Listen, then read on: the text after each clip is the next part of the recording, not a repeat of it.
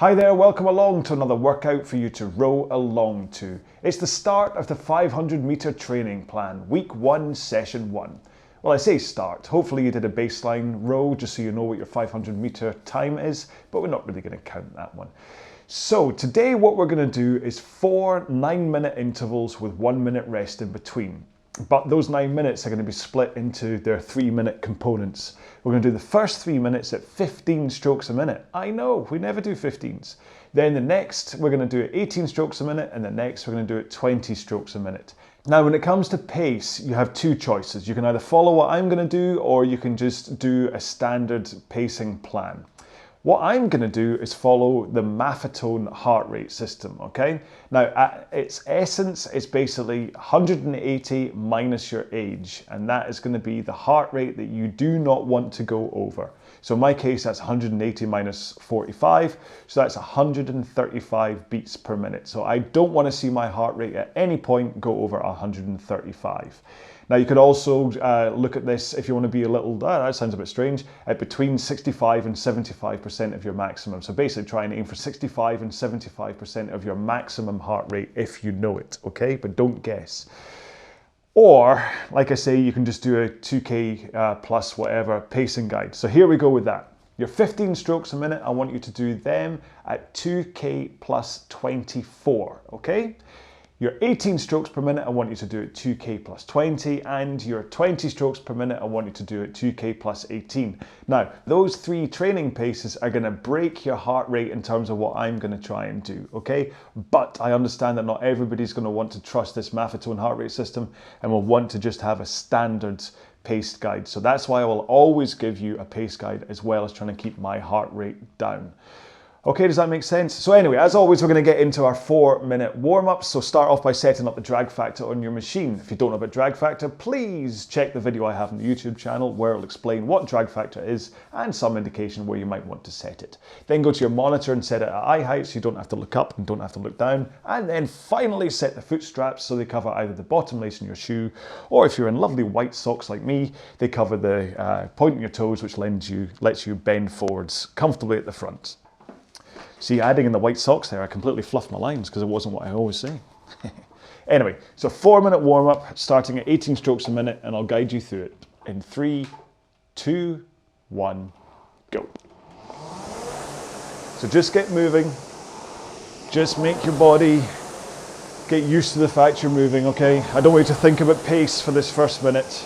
Just do whatever keeps you comfortable so that your heart rate goes up very slightly and you just, well, basically just start to warm up. It's the whole point of a warm-up after all.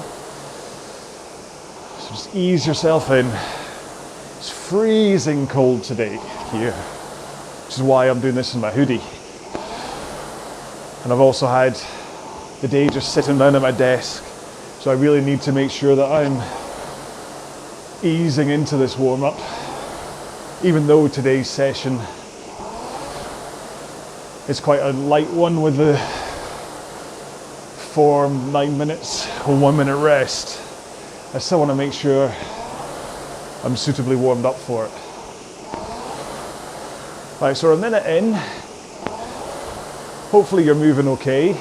So just think about what's happening with your arms. They're nice and straight at the front as you pick up the flywheel. You're not bending your elbows too early. You're not shrugging your shoulders in at the front. You're making sure to push off with your feet. And your back is pivoting from a 1 o'clock lean at the front to an 11 o'clock lean at the back. That's all you need to think about for the time being. We'll go through technique more during the main row, of course. All right, 2 more strokes. Then we're going to take a foot out the foot straps. Take one out, put it on the floor, continue rowing. And try not to do anything to tweak your technique with only one leg in. Try and get that full compression at the front, your back, hinging, rocking over your hips. Try not to overlean at the front. Every time I say that, you know, it's because I catch myself doing it. One more stroke. Swap feet. And here we go in the other leg. Same thing. Solid drive out of the front with that one leg that's in. Nice braced core at the front. Should only really be about, I don't know, 5 to 10 seconds slower with one leg in. All right, one more stroke. Both feet in, straight legs with a tiny bend. And then just rock through your hips and pull in your arms to continue rowing with just your body and your arms, not using your legs at all. Just feel that pickup of the flywheel as you swing through your hips with your back, and then finish the stroke off by pulling in with your arms. One more stroke here. Now slide to the front with straight arms and just drive out with your legs, keeping your arms straight. Don't have to worry about how far you drive back. This is more about making sure you've got the right body position and that you connect with the flywheel at the front. Now that's going to be all important today, especially at the 15 strokes per minute section of the intervals. One more. There we go. Alrighty. You keep on moving up and down the rail, have a quick drink. I'll take off my hoodie and I'll explain one more time what it is we're doing today. Okay then, so today's session is 4 9-minute intervals with 1 minute rest in between. Now if you're going to go ahead and program your monitor for this, please remember to set the rest to undefined rather than 1 minute. That way we'll make sure and stay in sync. Now these 9-minute chunks are going to be broken into 3-minute bits. And the first one we're going to be at 15 strokes a minute, then we're going to go to 18 strokes a minute, and then finally 20 strokes a minute. And pace-wise, well, if you want to go for a 2K plus pace guide, then your 15 strokes a minute, you'll be running about 2K plus 24. And then for the 18 strokes a minute, you'll be 2K plus 20. And for the 20 strokes a minute, you'll be 2K plus 18. Or if you're going to do heart rate based training like me and you want to do this 500 meter plan the same way I'm doing it, then we're going to go for a Maffetone heart rate, which means that we're going to be round about 70% of max. Or if you're going for the absolute Maffetone way of doing it, take 180 and take your age off that. And you don't want your heart rate to go above that. Plus or minus 5 beats is okay, but you want to try and keep it to that point. So for me, that means 135 beats per minute is going to be the sweet spot for me. So if I find I'm going too fast, I'll slow down. Too slow, or too, yeah, you get what I mean. Okay, I'll explain more about the process and the reasoning behind this as we get into the row, but there's no real point me talking about it before we start the row. I mean, it's going to be a long, slow one. So hey, I'll keep you company with my waffle. So let's get ready to go. So 15 strokes a minute at 2K plus 24 or at a pace that keeps your heart rate where it needs to be. In 3, 2, 1, go. Now obviously there's going to be an element of cardiac drift. As we go through the start of this, we're obviously not going to get right up to the heart rate we want, but we'll get there eventually. So I'm going to aim for around about 2K plus 24 anyway, which would be 209. Now, the thing about these 15 strokes a minute chunks is this really gives you a chance to think about your technique, especially this point right at the front of the machine where you pick up the flywheel. Okay, this connection here is so important for making sure all the power gets into the flywheel.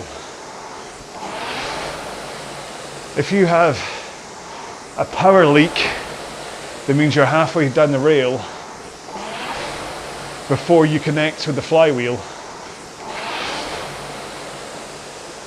then on a 500 meter sprint piece, you're just robbing yourself of pace. So this 15 stroke a minute stroke rate gives you a chance to slow down your recovery, make sure you're perfectly primed at the front of the machine, and slow down and then really connect to the front. Okay, I'm approaching my heart rate limit. Go down a bit. I'm currently 125.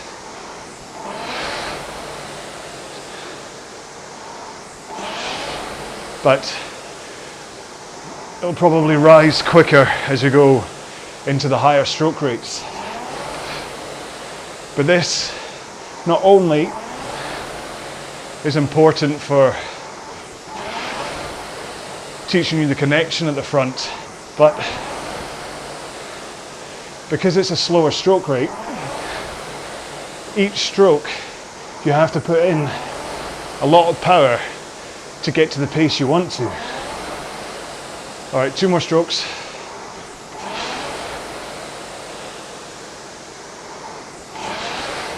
Right, so now we're going up to 18 strokes per minute. And speed up a little bit. Maybe run about 4 seconds faster than you were just going. 2K plus 20. Remember, I'll still give you 2K pace guides for this, regardless of what I'm doing with heart rate. So, if you're training this way, it's important that you have an accurate current 2K time for you to work out your training pace. There's no point referring to one you did 4 months ago, when hopefully you're a lot fitter today than you were 4 months ago. And it may be that your 2K time is 12 seconds quicker now, which means that you should be rowing 3 seconds faster.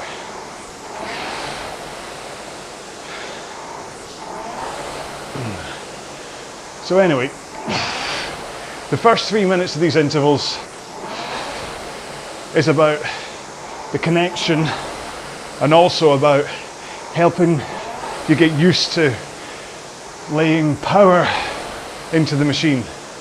And at such a slow stroke rate, you're afforded the time to be able to do that. And then the rest of the interval is really just about building up your base fitness. Right, I'm taking it a little bit slow out of fear that my heart rate was rising, but I'll make sure, and I'll sit on 2K plus 20, see if that gets me closer to the rate that I want to be at.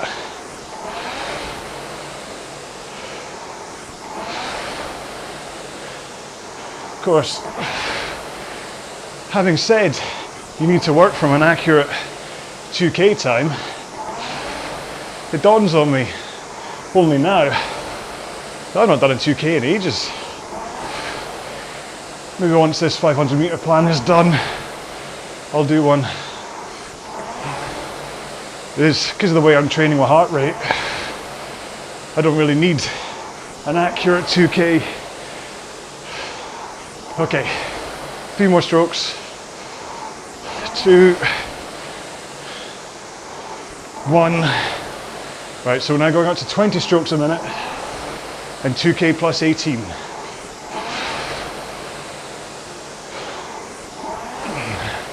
So this really is a vital part of the 500 meter training plan. I know what you're thinking. Why am I training slow when the 500 meter is about going fast? Well, the two things you need for 500 meter piece are, hang on, I think I was down at 18, wasn't I? I think I was, apologies. Hang on, sorry about that. If you're rowing along with me there, you would have been looking at your counter and saying, what's he doing? But we're back on at 20 again. First session, he messes it up already. Anyway, the two things you need for a 500 meter test are power, like real explosive power, and the fitness to be able to maintain that maximum power over 1.5 minutes, 2 minutes, 2.5, however long it's going to take you. So this training plan just deals with those two elements.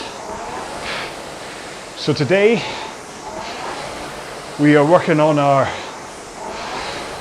core foundation fitness, and then in session 2 that's about power. 3 is back to fitness, 4 is back to power, and 5 is back to fitness. Now the reason it's weighted that way is just to give you recovery from those power sessions. Now the power sessions aren't just about legs. They are also incorporating high intensity interval training. So there will be a lot of fast rowing involved. It's not just long, slow drives. Don't worry about it. Because you need to get prepared for rowing fast. Right, 3 strokes. 1 more. Right, so we're done with the first interval. Apologies again for the stroke rate hiccup. I drifted. Use this minute to just calm your body down. Make sure you're not rowing at too intense a pace, regardless of whether you're using a heart rate based or if you're using a pace based. You want to make sure and recover and not get into that mid-range training zone. From a tier point of view, this is very much a bottom tier workout. Should be very bottom if you're doing this as a Maffetone heart rate. Have a drink.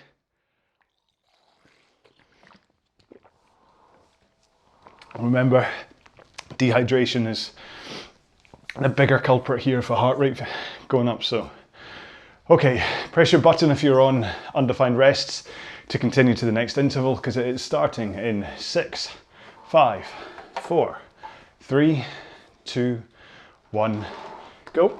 So 15 strokes a minute, 1 every 4 seconds. And that will give you time to think about your technique and then to concentrate on this big surge out of the front of the machine. You know how I talk about the fireball? That's what I want. I want this connection here to really feel that surge building as you drive out of the front. Because when it comes to your 500 meter test, that's what you need. But the difference is you'll be doing it at like 40 strokes a minute instead of 15. So you need to practice now, making sure you get the timing right of this connection, so that when it comes to doing it in anger, it's already part of your subconscious, that your muscle memory just knows what to do. Come into the front, your back leaning forwards,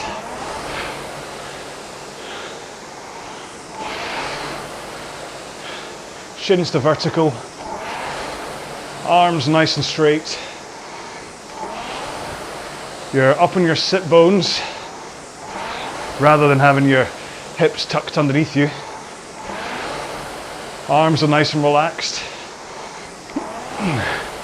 And then at the point when you connect, you just slam those heels down, keep your forward lean, and then let the power flow up through your body, through your arms, through your fingers, and into the handle. And then you keep those arms straight as you feel that surge building, as your blue fireball gets bigger with every drive back. And if you get it right, you should feel your backside get a little lighter on the seat. Not taking off entirely, but certainly feeling lighter. And that's how you know you've got the angles right, as you press at the front. All right, one more stroke. And let's take it up to 18 strokes a minute. All right, listen to yourself this time, John. 18, please. And then, if you're on a 2K pace, you're going about 4 seconds faster than you were before. But if you're on heart rate based, I want you to still keep it where it should be. So like I say, mine should be between 130 and 140, and I'm at 132 right now, so pretty much bang on. From a percentage, I'm at 65% right now, so this should be the perfect engine building, fat burning, well, yeah, nothing else to say really, it's the perfect engine building and fat burning workout.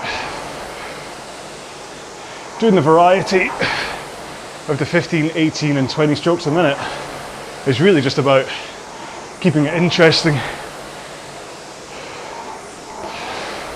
Because otherwise, it's quite easy to drift and not pay attention to what you're supposed to be doing. It'd be much simpler to just program a simple 18 strokes per minute for half an hour here, but I didn't want the first workout to be that dull, and hopefully the variety here, no matter whether you're doing it heart rate based or not, the variety here is keeping you interested. I'm expecting a few comments about how slow this is, but if you look at the New Zealand rowing squad, which is pretty much what they do, everything is these long, slow, low heart rate sessions, and then high interval or high intensity interval sessions, which, let's face it, I think it's worth copying what the Kiwis do. All right, 4 more strokes. 2 more strokes. And then let's see if I can get up to 20 this time from this stroke now. So your pace, 2K plus 18 if you're just following a 2K format. But I still want to keep it around about 135 beats per minute, which shows up on screen is around about 65%, 66 maybe.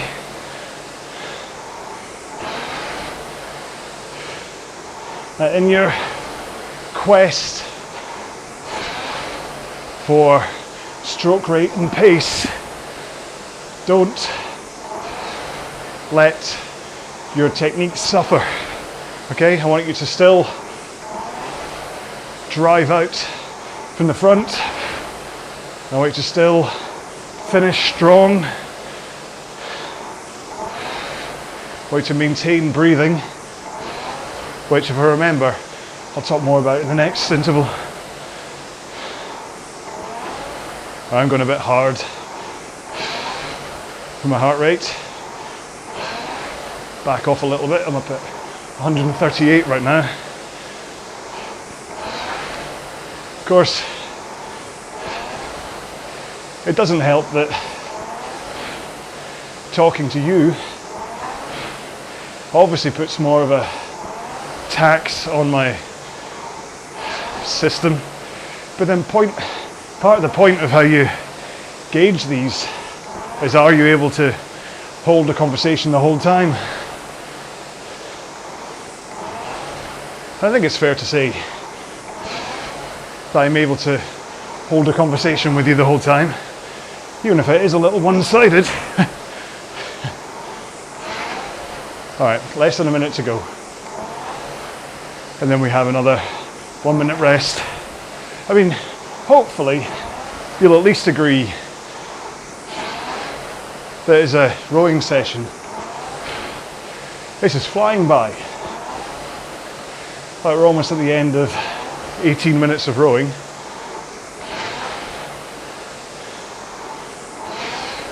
You should have a good chunk of meters in your legs. Even by now, you might be in and around the 4,000 maybe.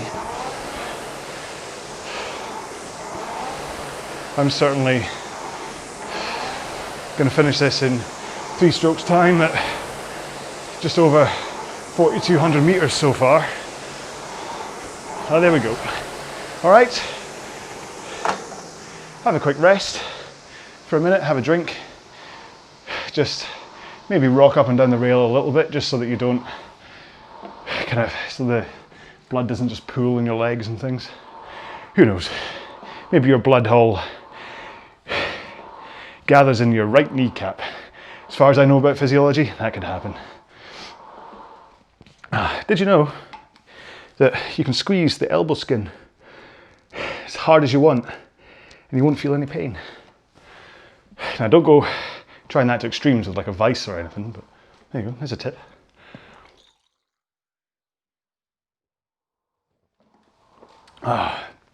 See, I do know something about physiology. Okay, if you're on undefined rest, press your button to get ready for the next interval. We're going in 6 seconds. 5, 4, 3, 2, 1, go. So back to 15 strokes a minute. Now, pay attention to what your flexibility is like compared to the previous intervals. Are you more flexible at the front now? Do you feel you can get your shins closer to vertical? Are you able to hold that forward lean better as you drive out from the front? Are your arms quite comfortable when they're relaxed at the front? And more importantly, can you feel the surge? Is that an Elton John song? No. Can you feel as you're pushing the machine away with your legs, can you really feel the surge of power? I mean, if you're rowing this on a Concept 2 or another rowing machine that has the function, then switch your monitor to the second button down. There you go, which is your force curve. And what you really want to see is a lovely hump that rises up nice and quick as you slam in that power from the front. And then hopefully it's a nice parabola, nice curve at the top that holds a good mound and then smoothly comes back down again. But the important part right now is the drive, is getting that sharp rise smoothly up to show that your surge from the front is strong and even. Right now, that's the most important part of this stroke rate, is that initial drive. The rest of it is what you then work on over the next 6 minutes. But that leg drive is really what matters here. Okay, 3 more strokes. 2, 1 more, and then we've got to 18 strokes a minute from now. And a little bit faster, maybe up to 2k plus 20, if that's how you're working. See if just the increase in stroke rate is enough to go a little bit faster, but still hold your heart rate in the kind of 60 to 75 or 65 to 75 region. I'm at 134 right now, which is 66% of, well, 66% of what ErgZone thinks is my max. I may have to come back and address that because it doesn't quite seem to correlate with the Maffetone numbers. So now that we've increased the stroke rate, you can think more about the sequencing of the entire stroke. So we've talked about the front position with a forward lean, arms straight, shins at vertical, shoulders past hips. You're up on your sit bones rather than hips tucked underneath you. But once you've initiated the drive, really make sure to keep those arms straight, get through the leg drive about halfway, and then do the transition of your back so you rock over your hips and end up in a 11 o'clock position.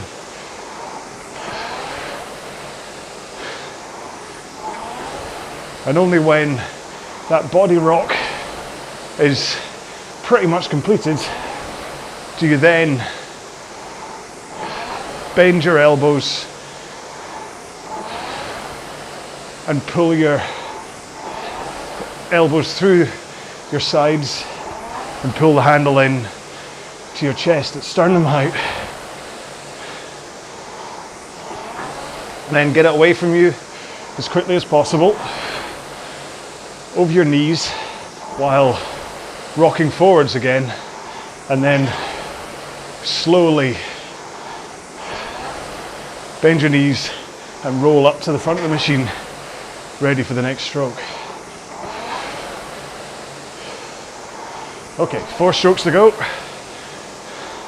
and then we'll be going up to 20 strokes a minute. 1 more. Here we go, 20 strokes a minute, 2k plus 18, or just whatever pace you need to go at to hold your 180 minus age or 65 to 75% heart rate.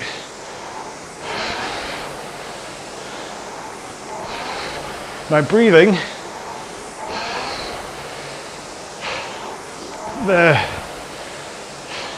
lots of discussions about when to take your breath. And for me it changes depending on the pace I'm rowing at. Sometimes, especially at these kind of stroke rates and paces, I'll take the breath on the way in, and then as I drive out, I'll exhale. So I'll really I'll go in, out, in, out. So it's like single breaths at this kind of a pace. However, if you go back and watch the 500 meter baseline test, you'll see that when it comes to breathing, when I'm at the raggedy edge, it's just about timing it so I get the right amount of oxygen in, and more importantly, all the carbon dioxide out.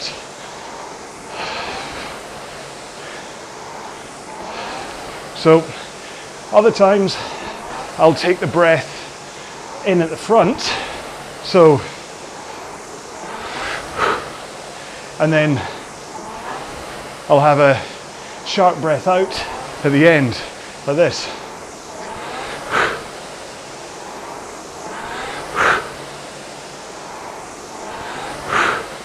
Which some folks say is better for opening up your rib cage at the drive. So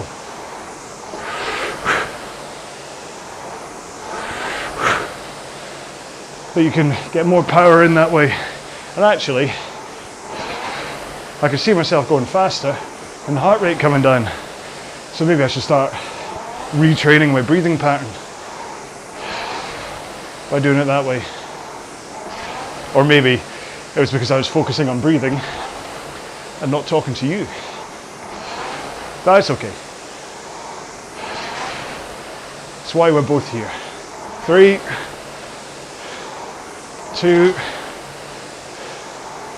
1. I'll do a proper video about breathing, because why not? I'm just going to go through the different patterns that people talk about and that I use and things, just so that you can get yourself used to it. I mean, sometimes I'll just start a row and I'll be completely ragged for some reason. I just can't take in a breath. It's like I just feel as though my lungs are only half filling. I don't know why that is. Whether it's that I haven't warmed up properly beforehand, just don't know.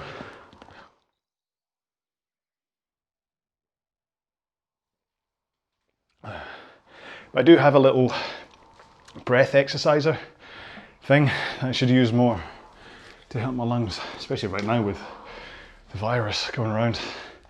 Right, press your button to continue to the next interval, because we're going in 6 seconds. 5, 4, 3, 2, 1, go. So every 4 seconds, we're back to 15 strokes a minute. And around about 2k plus 24 pace. Just got to try and get my rhythm.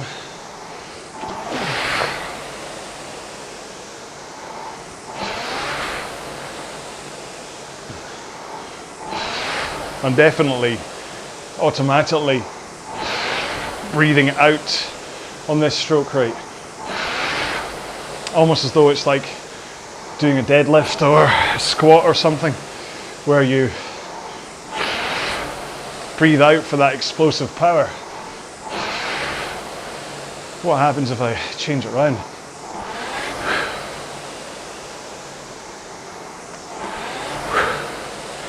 It's kind of tough at this stroke rate to do it as a one breath cycle though. But seriously, read various articles about breathing for rowing, and then when I make the video, watch that. But it does come down to you. What's best? What sits better for you when you're rowing? As long as you're able to comfortably row at the right pace, you don't feel you're ragged, then don't listen to what other people say. Same really with technique, to be honest. If you've got a dodgy technique, but you're fast and you're not getting injured, then who's to say you should change? Unless, of course, adopting a better technique can make you even faster. Think about that. I remember teaching a bunch of CrossFit folk that pretty much all of them had quite a very kind of upper body, grabby, everything came from the arms and the upper body. The technique wasn't ideal, and they kind of hardly driving from the legs, and it's quite ugly to watch. But at first they just wouldn't listen to me about the importance of technique for speed. I mean, they understood it from an injury point of view. It's a good thing about CrossFit, people. Hang on, 2 strokes. 1 more. Now we're going up to 18 strokes a minute. The good thing about people who do CrossFit is they actually have a very good awareness of their body, and they also have a great awareness of not wanting to get injured.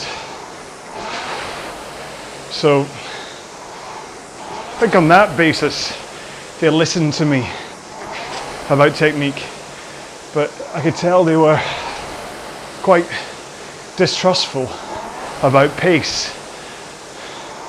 But, well, I'm sure you can guess the end of the story.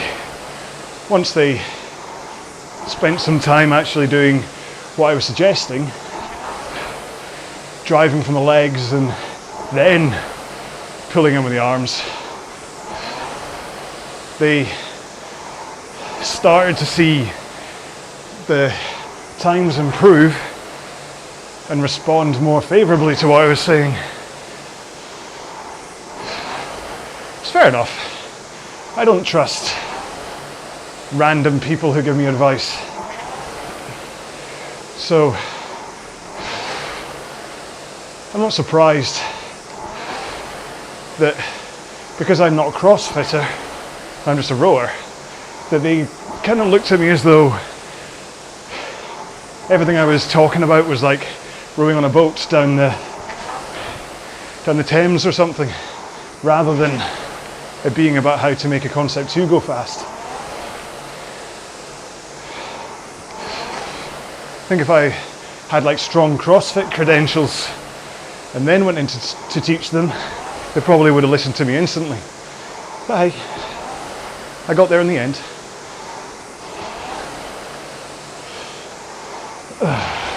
That was the gym that I used to record these videos in. And if you go right back to the days when I was branded under a different name, and it's not the same setup as now. That was the CrossFit place I used to teach at, which I still really miss. It was a lovely building, but sadly condemned as the roof was falling in. So right, 30 seconds to go on this stroke rate and pace. I'm 136 from my heart rate, so as long as I don't blow out on the next 3 minutes, I will give myself a gold star for actually rowing slow enough today. Okay, here we go then, 20 strokes a minute from now. 2k plus 18 if you're on 2k pacing, or just keep that heart rate where it should be. Almost done. I mean, this is a good solid 36 minutes worth of rowing, plus your warm-up. and cool down, of course. So maybe you'll have covered anywhere between 8 and, well, say 7 and 9 kilometers maybe slightly under, maybe over, doesn't matter. You don't need to compare yourself to anyone else. This is all about you, it's not about me. I'm just rowing the session to give you some guidance and distraction and tell you what I'm having for dinner, which I haven't done for a while actually. I believe tonight is chicken katsu tenders, kind of breaded chicken with sprouts and broccoli and cauliflower and carrots and peas and roasted sweet potatoes. I'm very much looking forward to that. But as being it's only 21 minutes past 1 right now, I've got a wee while to wait. I've still got lunch to have. Lunch today is a chicken breast, grilled chicken breast and salad. Not very exciting, I think you'll agree, but with a drizzle of Nando's hot sauce across the top, it makes it a bit more exciting.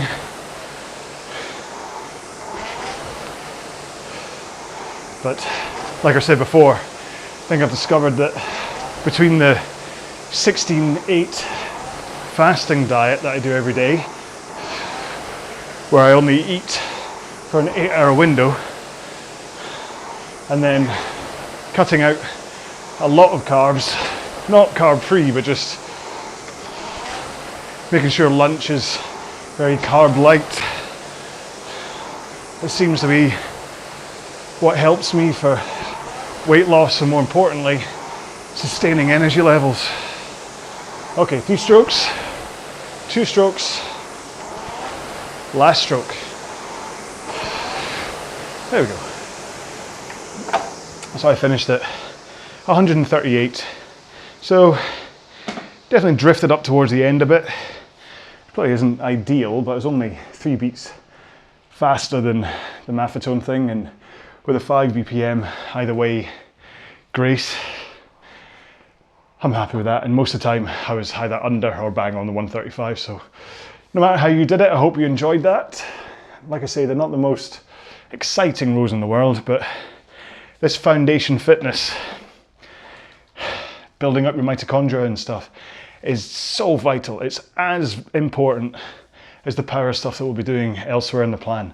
So, like I keep saying, don't push the slow stuff, push the fast stuff, and then together we'll get faster for the 500 meter. Do you want to join me for a 2-minute cool down? Let's go. In 3, 2, 1, go. I mean, I've said before, when I've been on training plans, I've really been quite suspicious of the slow stuff. And people have said to me, don't push the slow stuff. You're not meant to, you're meant to go nice and gentle to give you the energy for the fast stuff. And I didn't listen. So it would be childish of me to expect everyone here to listen, but hopefully, if you're serious about your fitness and trying to get faster on this 500 meter test, then you'll give me a chance here and do what I'm saying. I mean, it's only going to be, what, 6-week plan for this 500 meters, and essentially it's only 4, because I've got 4 weeks of training leading up to the Scottish Indoor Championships, which is when the first 500 meter test will be, and then 2 weeks later is the British Indoor Championships. So probably won't be that much of a difference between the two, but the Scottish will at least, or the test 4 weeks in, will at least teach what's going wrong, give you an idea as to whether it's working or not as well, and hopefully empower me to go faster for the British. Sometimes you don't know how fast you can go until you go fast. It's not how far you go, it's how go you far. Now, find that film quotation. If anyone can tell me what film that comes from. It's not how far you go, it's how go you far. There you go, 2-minute cool down done. Yeah, tell me that film quote. No one's either replied to the one from another video ages ago about we're just like British Rail, love. We may be late, but we'll get there in the end. No one ever got that one either. Anyway, so that's the end of session 1. A nice steady state, low Maffetone heart rate for me. Hopefully, however you did it, it's a nice bottom tier to set you up for session 2, which is going to be all about the faster, harder stuff which you can push, okay?